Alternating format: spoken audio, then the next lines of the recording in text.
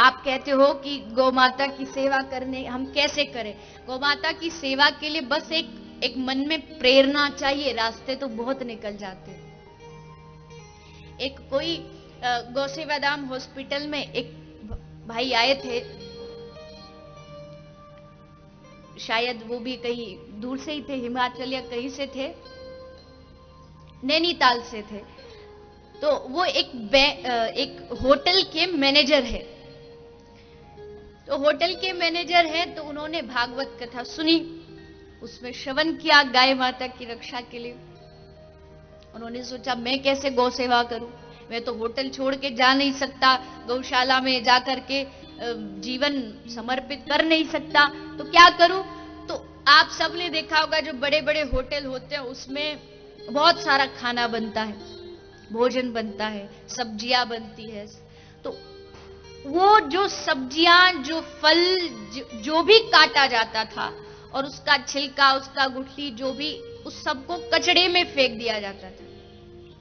उस भैया ने क्या किया, उन्होंने सारे किचन में एक अलग अलग से 2-2 पात्र रखवाए और सारे जो किचन के शेफ हैं, भोजन बनाने वाले, उनको कहा कि आप जो भी काटिए तो उसमें से जो भी आपका छिलका इत्यादि बचे, आप उस सबको अलग डस्टबिन में डालिए, उसको अलग रखिए और उस अलग को 4-5 जब डस्टबिन इकट्ठा हो जाते हैं, फिर एक रिक्शा बुला के उसको उसमें रख करके आसपास जो गायों का कहीं ठिकाना है वहां जाकर के वो डाल देते हैं। जो वेस्ट हो रहा था वही गौ माता के भोजन के रूप में समर्पित हो गया, गौ रक्षा भी हो गई और तुम्हारा कर्म जो गलत जगह लग रहा था वो गौ माता की सेवा में भी लग गया। ये छोटा कदम है, लेकिन हर व्यक्ति ऐसे छोटे छोटे कदम उठा ले तो गौ माता की रक्षा बड़ी आसानी से हो सकती है। हम सबका दायित्व है गाय की सेवा। जब गौ सेवा धाम हॉस्पिटल में बीमार गाय आती है तो उनके उस दर्शन को करके, उनकी दशा को देख करके हृदय में बड़ा कष्ट होता है कि क्यों भारतीय नहीं जागते हैं, क्यों नहीं सोचते हैं कि क्या गाय की दशा हो रही। मैं आपसे प्रार्थना करूं, बोलने से कुछ नहीं, आप एक बार उस हॉस्पिटल में जाके देखिए, आप एक बार जाके किसी गाय का इलाज होते हुए आपने देख लिया तो आते ही आप गौ सेवा में लग जाओगे, क्योंकि वो दशा आंखों से देखी नहीं जा सकती जब गाय को कष्ट दिया जाता है। गौ की उपेक्षा से पूरा ये समाज नरक बनता जा रहा है। गौ की सेवा से ही, गौ की रक्षा से ही समाज को बचाया जा सकता है।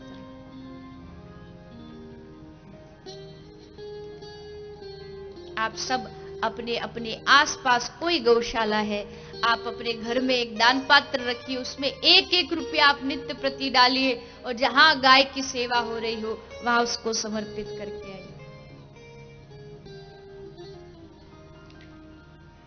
या कितनी माताएं हैं जो पहली रोटी गाय को देती है और बाकी नहीं देती। ये तो हमारा सनातन धर्म कहता है, पहली रोटी आप गाय को खिलाए बिना खा ही नहीं सकते, उस अन्न में पाप का वास हो जाता है। पहली रोटी गाय को नहीं खिलाती, इसको खिलाती है, पतिदेव को। तभी है पतिदेव पहली रोटी खा खा के गाय जैसे सीधे हो गए एकदम।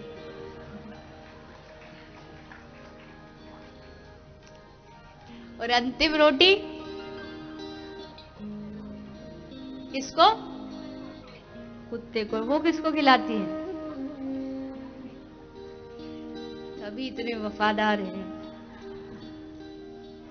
अरे भैया, आप पहली रोटी गाय को नहीं निकालेंगे तो गाय की हर घर से पहली रोटी गाय को निकलनी चाहिए, गौग्रास निकलना चाहिए, गौचारा निकलना चाहिए।